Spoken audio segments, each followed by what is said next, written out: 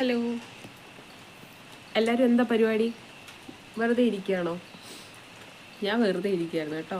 ഇന്ന് കുഞ്ഞിൻ്റെ അംഗൻവാടിയിൽ ഓണപ്പരിപാടിയായിരുന്നു.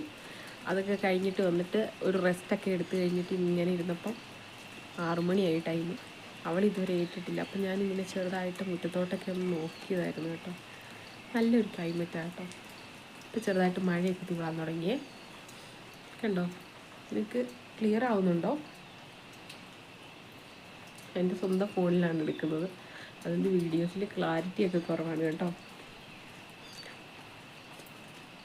കണ്ടോ, ഇങ്ങനെ വഴി സൈഡാണ് നമ്മുടെ വീട് വരുന്നത്. കണ്ടോ കണ്ടോ അവിടെ ഒരു അഴയുണ്ട്, നിങ്ങൾക്ക് കാണാമോ? ആ അഴയിൽ കൂടെ കോവലിൻ്റെ വള്ളി കയറി പോകുന്നുണ്ട്. കോവൽ കായ്ക്കാൻ തുടങ്ങി കേട്ടോ.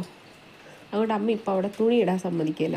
മൊത്തം കാർ പോർച്ചിലായിട്ടേക്കുന്നത്. അതുകൊണ്ട് കാർ ഇപ്പോൾ പുറത്താണ് കിടക്കുന്നത്. കണ്ടോ, പടുതയുടെ കീഴിലാണ് കാറ് കിടക്കുന്നത്. കാർ പോർച്ചിൽ തേങ്ങ, അതുപോലെ തന്നെ ഏലത്തിനുള്ള വളം, സാധനങ്ങൾ, പിന്നെ അഴ, തുണി, ഇങ്ങനെയുള്ള കാര്യങ്ങളാണ് കാർ പോർച്ചിൽ. അപ്പോൾ നമ്മുടെ വണ്ടി പാവം നനഞ്ഞ് കിടക്കുക കേട്ടോ. പാതി നനഞ്ഞ് നമ്മൾ കയറ്റിയിടുന്നത് പോലെ ഇരിക്കും. എന്നാലും ഒന്നെങ്കിൽ ഫ്രണ്ട് നനയും അല്ലെങ്കിൽ ബൈക്ക് നനയും. ഇതാട്ടോ അവസ്ഥ. പാവം വണ്ടി. നമ്മുടെ വീട്ടിലൊരു മെമ്പറിനെ പോലെയാണ്. ഇതിനു മുമ്പ് നമുക്കൊരു മെമ്പർ ഉണ്ടായിരുന്നു കേട്ടോ. പക്ഷേ പുള്ളി എന്നും നമുക്ക് പണി തരുമായിരുന്നു. ഞാനും സിസ്റ്ററും ഡ്രൈവിംഗ് പഠിച്ചു കഴിഞ്ഞ ഉടനെ അമ്മ എടുത്തു തന്നാണേ. അതൊരു സെക്കൻഡ് വണ്ടിയായിരുന്നു. എന്നും വഴി കിടക്കാനേ നേരം ഉണ്ടായിരുന്നുള്ളൂ.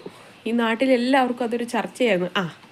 ഇരട്ടകൾ രണ്ടും കൂടെ ഇറങ്ങി ഇന്നെവിടെയൊക്കെയാണോ വഴി വണ്ടി കിടപ്പായി. പിന്നെ ചേട്ടായിമാർ പെട്രോളും കൊണ്ട് വരവായി. അങ്ങനെ ഒത്തിരി നാണം കെടുത്തിയ വണ്ടി. പക്ഷേ ആ വണ്ടിയല്ല ഞാനും വീണ ഡ്രൈവിങ് പഠിച്ചത്. പക്ഷേ അന്ന് നമ്മൾ പിന്തിരിയാത്തത് കൊണ്ട് തന്നെ ഇന്ന് ഇപ്പം നമ്മൾ കല്യാണം കഴിഞ്ഞു, പിള്ളേരായി. പക്ഷേ പിള്ളേരായെന്ന് പറഞ്ഞാൽ എനിക്കൊന്നേ ഉള്ളൂ കേട്ടോ. പക്ഷെ പിള്ളേരായെന്നേ വരുള്ളൂ. ഈ ഫസ്റ്റ് അബോഷനായിരുന്നു കേട്ടോ. അപ്പോൾ ആ കുഞ്ഞും ഇപ്പോഴും എൻ്റെ ഒരു ലൈഫിൻ്റെ ഭാഗമായിട്ട് തന്നെ ഇരിക്കുന്നത്. പോയെന്ന് പറഞ്ഞു കഴിഞ്ഞാലും എത്ര കുഞ്ഞുണ്ടെന്ന് എല്ലാവരും ചോദിക്കുമ്പം എനിക്ക് ഒന്നെന്ന് പറയുമ്പോൾ ഒരു മനസ്സിനൊരു വല്ലാത്തൊരു വേദനയുണ്ട് കേട്ടോ. പിന്നെ വിഷയത്തിൽ നിന്ന് മാറിപ്പോവാ കേട്ടോ. പറയാൻ വന്നത് മാറിപ്പോയി. അപ്പം ആ വണ്ടിയിലാണ് ഞങ്ങൾ ഡ്രൈവിങ് പഠിച്ചത്. അന്നൊന്നും പിന്തിരിയാത്തത് കൊണ്ട് ഇപ്പോൾ കല്യാണമൊക്കെ കഴിഞ്ഞതും കൊണ്ട് എവിടെയെങ്കിലും പോകണമെങ്കിൽ നമ്മൾ ആരുടെയും കാല് പിടിക്കണ്ട, നമ്മൾ ആരെയും ഡിപ്പെൻഡ് ചെയ്യണ്ട, നമ്മുടെ ഇഷ്ടത്തിന് നമ്മുടെ കാര്യങ്ങളൊക്കെ ഓടിക്കാം.